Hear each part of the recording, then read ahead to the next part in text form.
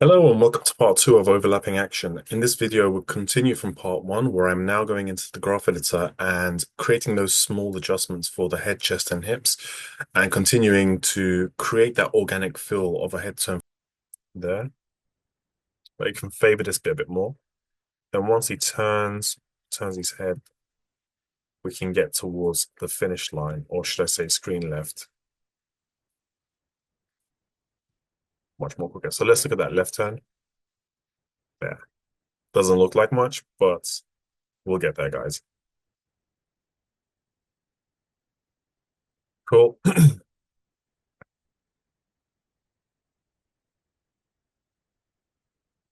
And I want to like follow through past the pose and come back into it. So it's more like I've hit and then I come back. That's what I'm trying to create there. That's this section. That's my final pose, but I just want to push through and come back.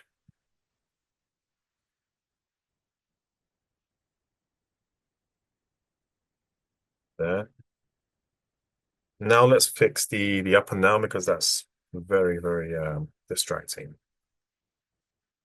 Cool. So we need to start going up. I mean like downwards. The nose needs to start coming down there.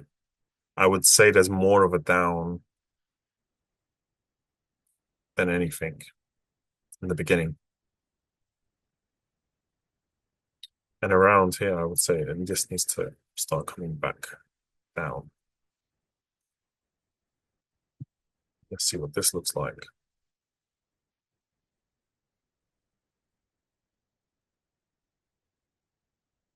That's maybe too much. Here we can start to come up. There we can rise up. And let's continue that follow through for it to go up as well. And then it comes back to settle. It looks very heroic, doesn't it? Cool. Slowly getting there. Now this is the part that's making it feel absolutely horrendous. So if we're going down, I would lead with the head. So for example, if you look at this side of my head, I'm not just doing this, I'm tilting that way. Or to him, it's going to be this way. So if he's doing that there, I would want to lead with that way. So there's more of a tilt as well. And as he comes to this section, he's readjusting his tilt to go into this neutral pose. I can always adjust that and tweak it around.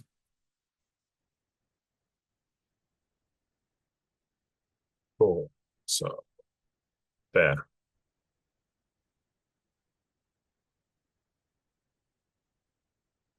Maybe I want 24, 30. And maybe I'd want to just like hold that pose. There's 2, 4. Yeah, that's it. So he's just like settling into it. That's this.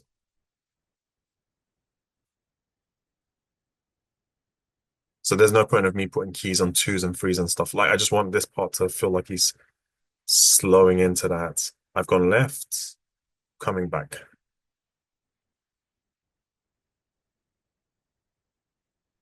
Something like this.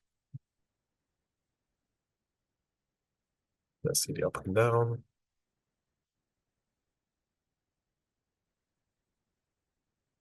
Let me know in the comments if you guys think this character looks like Dash from The Incredibles, because to me, he just looks like, Dash just is not blonde. Which is cool because it's a very appealing character look. It's just, that's why I really like these rigs. Again, I'm not sponsored by these guys. I have purchased their rigs. So they just look awesome. So let's see.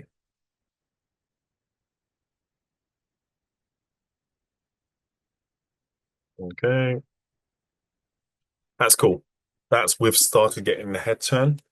Now what we want is, I'm going to readjust the head turn as well a little bit. I want there to be a bit more of a snap. So, and what I mean by that is, this feels like It's a little bit too linear for me. I would like this to pick up space, not space, more there like this. Just pushing the spacing around to get something a bit more appealing. There. It just feels a bit more sharper and it has a bit more intent. And that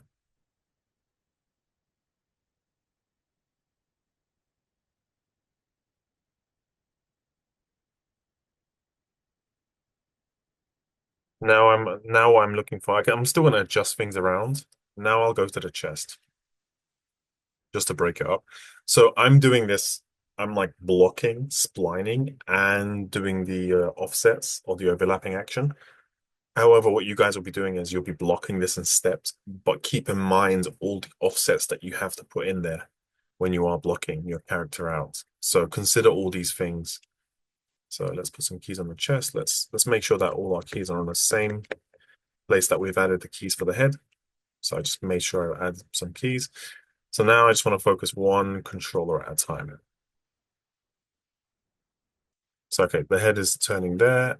Okay, let's just the chest will be turning as well, but I don't want the chest to do just as much. I want it to be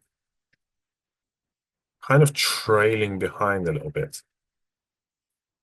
So they're not moving at the same time. So it's not like like it's not robotic. It feels like so if you look at this line between my beard and my neck collar, if I do that, I want this to it to move, like my chest to rotate, but not at the same time. It's more of a, like an offset.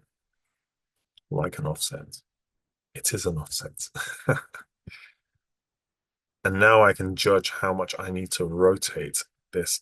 I'm using like the nose and this collar line as a line of reference of how much I should be moving this guy.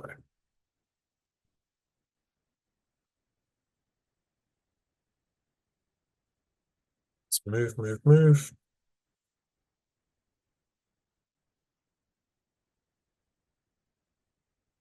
You'd probably do the least amount of rotation on the hips.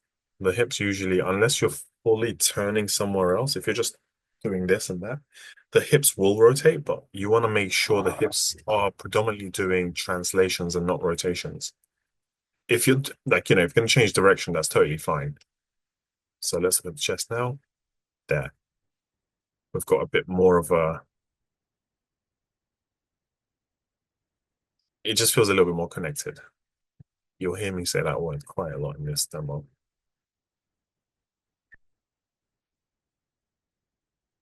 And there's no specific way of doing this. There's no like, hey, party, is it on twos, threes, ones? How many times? How much spacing? There's none of that.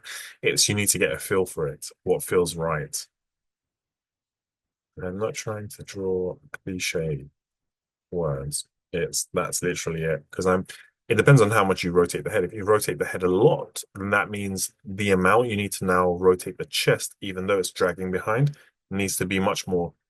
If it's very subtle head turn, then you'd have to drastically reduce the head rotation, chest rotations that you just mentioned, that we just mentioned. Cool.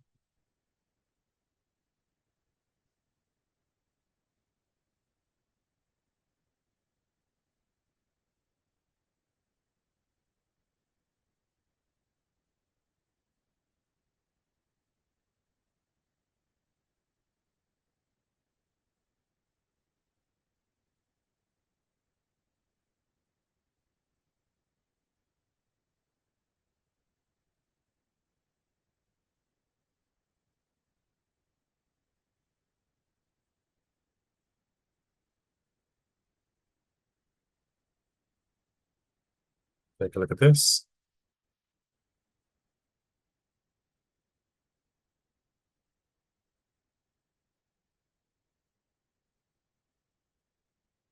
Okay. I think that feels decent enough that I can go in there and add some more information on the chest.